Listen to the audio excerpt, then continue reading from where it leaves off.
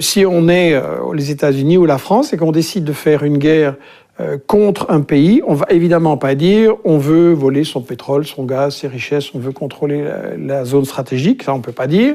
Et donc on va dire que on vient pour la démocratie, pour protéger les minorités, pour émanciper les femmes, contre le terrorisme, ça c'est le prétexte parfait.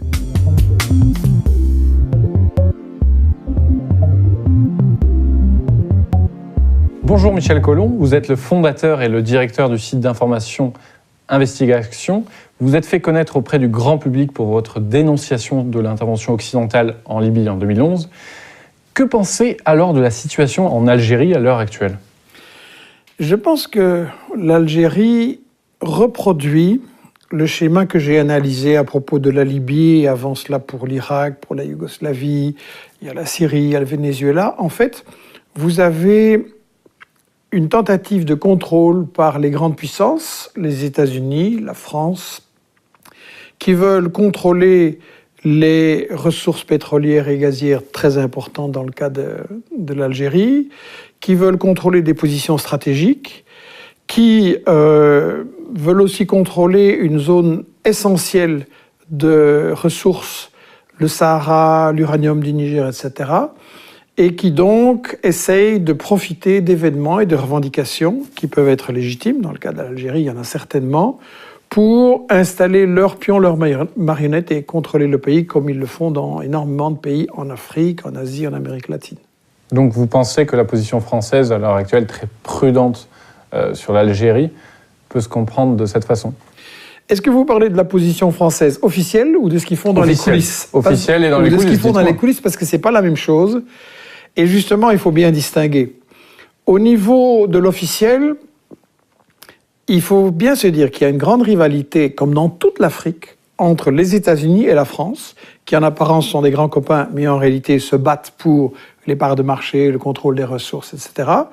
Et donc, il y a une grande bataille avec les services secrets très actifs pour essayer de récupérer les choses. Maintenant, la France, comme tout le monde, se pose des questions. Comment ça va tourner ? Est-ce qu'il va y avoir une révolution de palais ?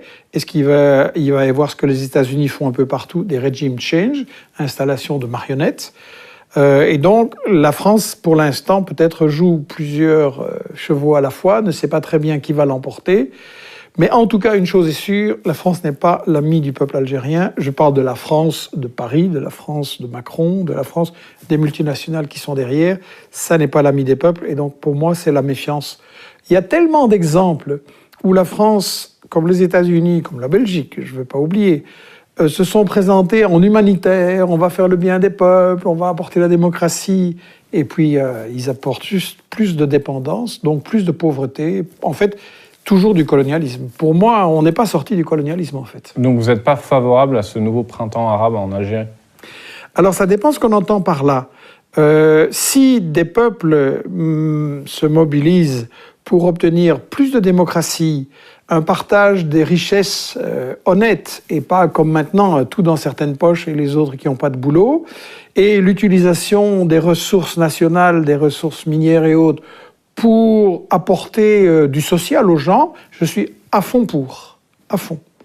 Les peuples ont le droit de décider qui doit les diriger, qu'est-ce qu'il faut faire avec leur argent, leurs ressources, avec leur économie. Si c'est une manipulation, comme Ben Saada l'a très très bien montré avec le rôle des États-Unis, la CIA aidée par Google, Facebook, Twitter, c'est un bouquin qu'on a édité aux éditions Investigation, arabesque le rôle des États-Unis derrière les soi-disant les révoltes arabes. Alors là, je suis contre. Donc il faut voir ce qu'on entend par là en fait. Une révolte populaire, oui.